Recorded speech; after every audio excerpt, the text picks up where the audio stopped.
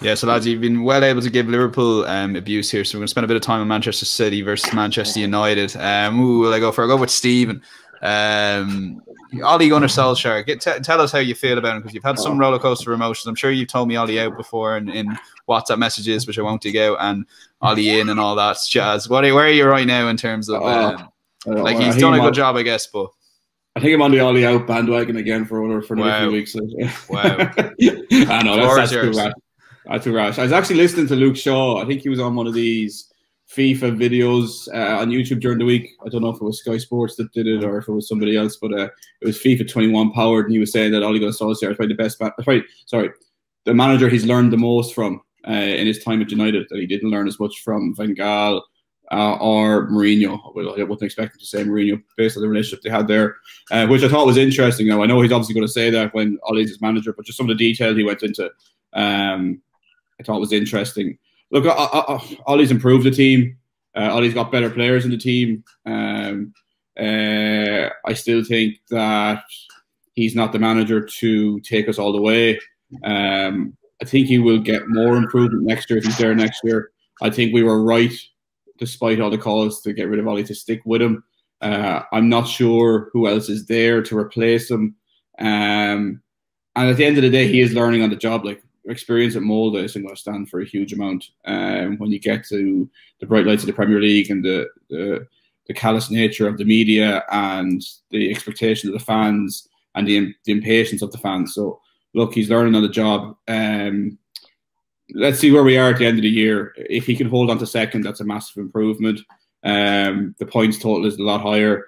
But if you're to take Bruno out of that team, if that happens to Bruno, we're in a serious problem. I also want to point out, like, Pogba gets a lot of hate. I think it's only now we're realising the value that Pogba brings to the team, that this bad run of form really coincided with Pogba's injury. So I think Pogba is a massive part of our team and adds a huge amount. And I don't think he gets the credit for it. The match at the weekend, I think you could just say 0-0 next question. But like, I don't know. I think Ole needs a goal. Ole's going to have to. But like, Cavani's fit to play tonight. Are the teams out? Yeah. Cavani's fit to play tonight. I would not be surprised not to see Cavani play tonight. Unless you only get game to his legs. I think Cavani will start at the weekend for sure in order to get a goal, because he can't go this 7 games against the big six without a goal. I think he needs to go for the game. Don't see them winning in the Etihad, but I see them nicking a goal and it being a bit more exciting than it was in Old Trafford.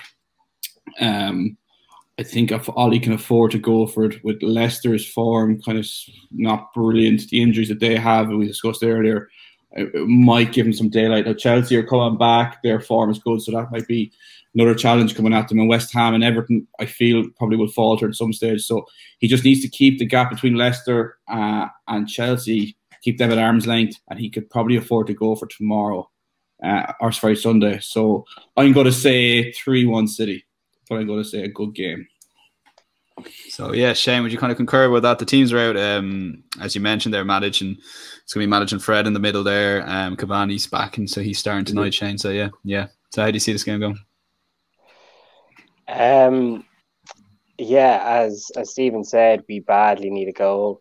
After we lost 6-1 to Spurs, it's like when we come up against one of the bigger sides, it's almost as if Ollie's just making sure we don't lose, which isn't really sort of going to get us where we want to be. It sort of comes down to a lack of ruthlessness that may perhaps Ollie and the team is showing. Like, you have to be bold, you have to be brave against these big teams. Like, if we go back to Liverpool when it was 0-0, and some people were saying it's a good result, some people were saying Liverpool were there for the taking. You can only see just from, since we've played them, Liverpool's form at home, they've lost a few games to much lesser opposition than Man United. So it just shows that Liverpool were there to be beaten on the day. I think Chelsea were there to be beaten last week. Chelsea didn't really offer too much.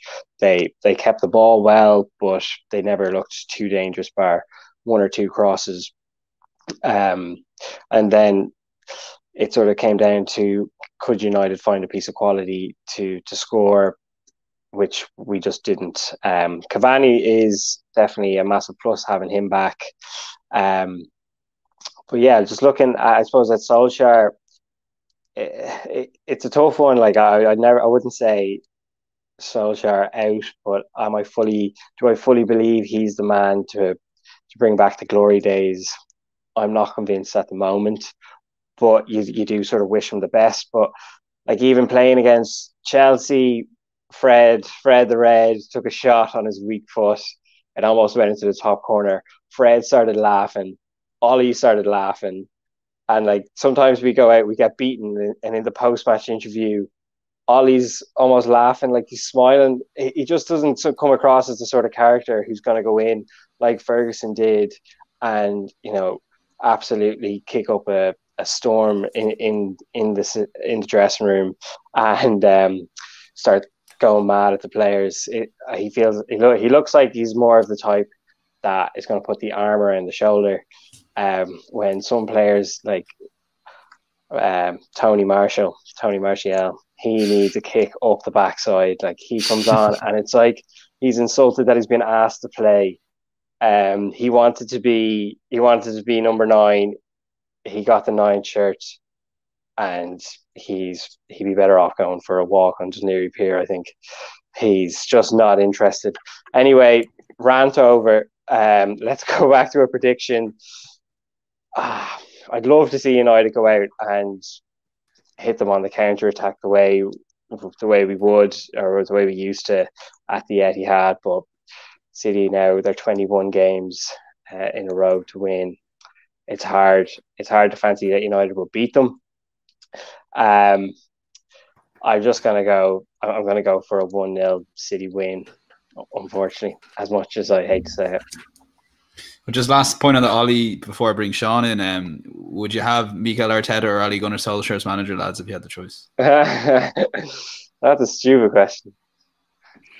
Ollie. Look, Ollie, and I want to pull up something there. Like, we keep talking about United's record against the Big Six, and the Big Six, and we're talking about here Spurs and Arsenal. Spurs are what, 10th of the table, and Arsenal are 12th of the table. If we're talking about the Big Six, if you're looking at Leicester, West Ham, and Everton now, and get rid of this Arsenal out of the we're a Big Six club. No, lads, move on. Like, it's been a long time since you were in the top 6. We're in the top half, believe it or not. We're 10th. Sean, same question to you, I guess. Obviously, you're going as an Arsenal fan, for those that don't know. Would that be comparable at the moment? Ollie's probably achieved more. Well, he has achieved more, obviously, but in terms of long-term projects, there's the kind of thing that Arteta will long-term be successful at Arsenal and Ollie won't. Is that fair? I don't know. Yeah, I was kind of having this debate with my mates earlier. I think there's something about United this year where they are the best of a bad bunch in terms of their second this year. But it's a poor league. Obviously, it's difficult because there's no fans. Football's nowhere near what it is. Obviously, Bruno Fernandes being a massive plus for them. But Jose Mourinho finished second with the group of United players, and he said it was his greatest achievement in football. And I think it's one of those where is it a massive achievement for United? Is it massive progress then finishing second? Only time will tell. Only next year we'll know. But I think if Ollie doesn't win a trophy this year and they finish in the top 4, I mean, last year they finished top 4 and they finished third, I think, and they got knocked out in the group stages of the Champions League. So I mean, what's the point in making the top 4?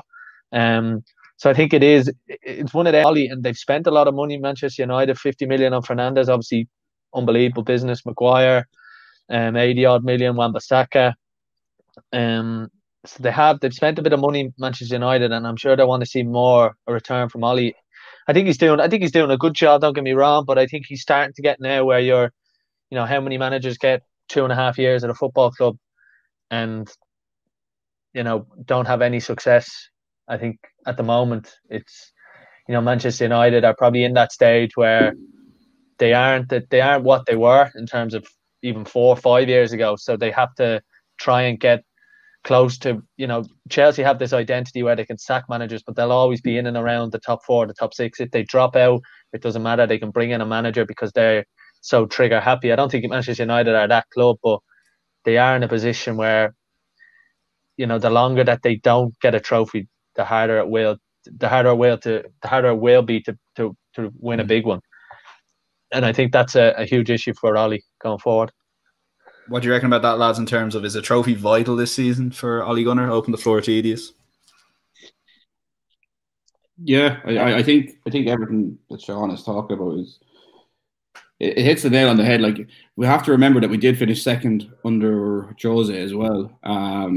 So like it's not about the position. I think it has to be the points total, the performances, everything alongside it. I don't think we were ever going to win the league this year, but I think we have been the second best team in the league. I think for large points of the league prior to Christmas, we looked like the best team in the league before City went on this unbelievable run of form. And I think there's foundations for a big challenge next year, but it's dependent on getting a good centre back and a good defensive midfielder.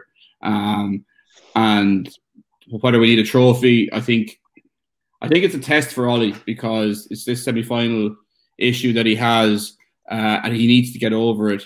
And yeah, I think if we were to get to June and we're second, no trophies, I think there would be quite a bit of apathy towards United. Now we'll go into another transfer window all excited and be depressingly disappointed again, but it's probably, would be a massive disappointment if we didn't win a trophy, whether it be Europa League or FA Cup.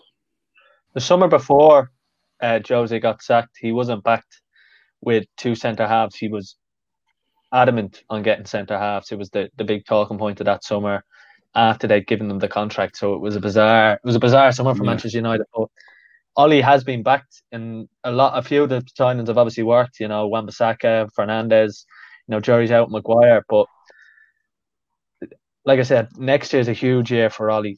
I mean, the end of this year, the next 18 months, they have to win something. They have to sustain this, because Liverpool won't be as bad next year. You'd imagine Chelsea would be further down the road with Havertz, Tuchel at the helm. You know, no one knows where Arsenal are going to be. No one knows where Tottenham are going to be, Leicester.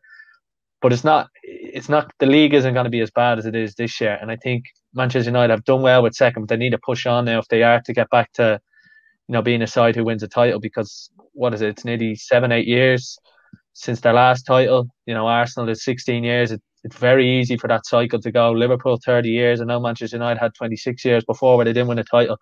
Very easy when you're not at the top competing year on year and having that experience of winning a Champions League or winning a Europa League or winning something, that you can't go from nothing to winning a league. It's a freak. It's a Leicester. It's you know, that Chelsea side that won it with Conte when they were 10th after how many games. You know, they won it because they had so many unbelievable players. You know, you have Gary Cahill who'd won leagues there before. You John Terry, it was in Chelsea that they had won leagues before. I just think this United side, there's no real. Barcavani, probably the one who's been travelled the most and has won the most out of that squad. Obviously, De Gea won a league in his last year and stuff, but I think I think United fans think they're further down the road than I think they actually are, and I think obviously next year will be huge. Yeah, I agree there. I agree with what the lads were saying. Definitely sort of need to win a trophy this year, just to sort of build that sort of winning mentality into the squad. But I think like the next transfer window is huge. But what they really need is a massive marquee signing. The one that I would love to see, I know it's probably massively ambitious, but is Haaland from Dortmund.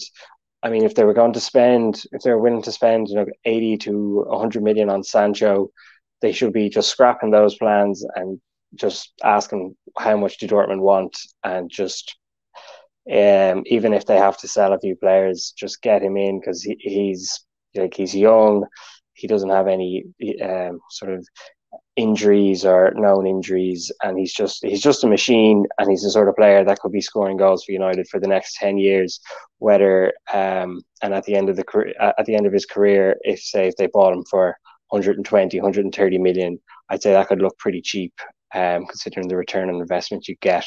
Whether United and Ole could persuade a player of that talent to come to Old Trafford remains to be seen. But that's my take. I think they need a massive marquee signing in the summer.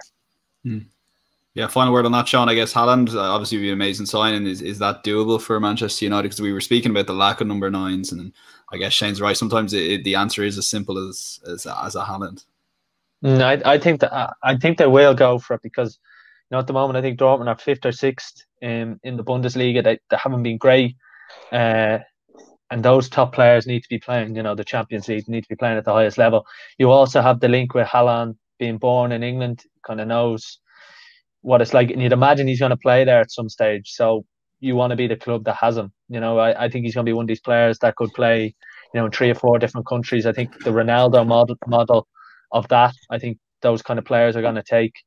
I think he'd be obviously brilliant. Look, you don't know what he's going to do in the Premier League, but I think if there is he played for Ole at Molde as well, actually. Yeah, and he's Norwegian, which I think is obviously a big thing. And I think if there's any club, I'm not sure if City would spend that much on one particular player, Haaland, but I think United.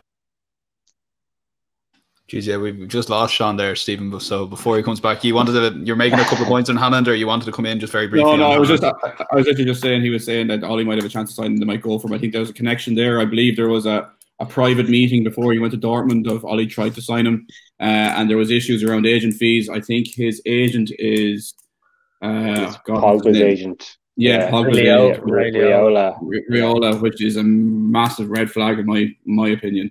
Haaland could be a club if he holds on to Riola. He could be a player who jumps from club to club to club, just looking for big checks. I think certain clubs should stop doing business with Riola. That's my own personal opinion. But hopefully, Ollie's relationship with Haaland is good enough to bring him to United. Hopefully, we've done enough in the past year to have changed his mind. There was obviously good conversation that happened there, and it was just the agent's fees that broke it down. So, look, it's a possibility. I think they should just, like Shane and Sean have just said, just jump and go for it, and see what's to see. If like Greenwood's looking good enough that he can hold up that right side. Do we need Sancho? Like if you're going to buy Sancho, go and try Haaland. And I'm sure they have a list of options, and Sancho could be on that list of options if Haaland doesn't come to fruition. But yeah, I don't know if City are going to spend that money on a Haaland type player. And you'd have to wonder, is Messi still on the cards there for Barca, or not for Barca, for City and the City group? Like he said, he wants to go to the US at some point when he finishes his career. He said that openly. So it might be a stepping stone to go to City and then on to New York. So if they go the City route, they definitely won't be going near Haaland. So yeah. Yeah, Sean, final point there very briefly, just before you got cut off, and we'll move on. Yeah, no, I was just saying, I think the United should be going for Haaland. I'm not sure if he would go. Obviously, he probably fancies another couple of years in Dortmund, although they need Champions League football to get that, so that'd be interesting to watch till the end of the season. I don't think they should be going for a Jadon Sancho, considering what Rashford has and Greenwood has, and Martial, obviously, if they move him on. But you'll end up stunting someone's growth there, whether it be Rashford, Sancho, or Greenwood, by having all three at the same time. I think you wouldn't be getting the best out of everyone week on week. But yeah, obviously this is gonna be a big game for Ollie, because I think if United are further down the road than we think, then they'll go to win the game. And even in the last couple of interviews, Amanda Madic gave one to Sky where he was saying, look, we want to get closer to City. I think the time for talking's done. I think we need to see a big performance from Bruno Fernandes. If he is to be a PFA Player of the Year or whatever. But Pep will know what's coming. He was very clever in the game at Old Trafford. They took the draw and they were happy with that, and I'm sure they do the same here.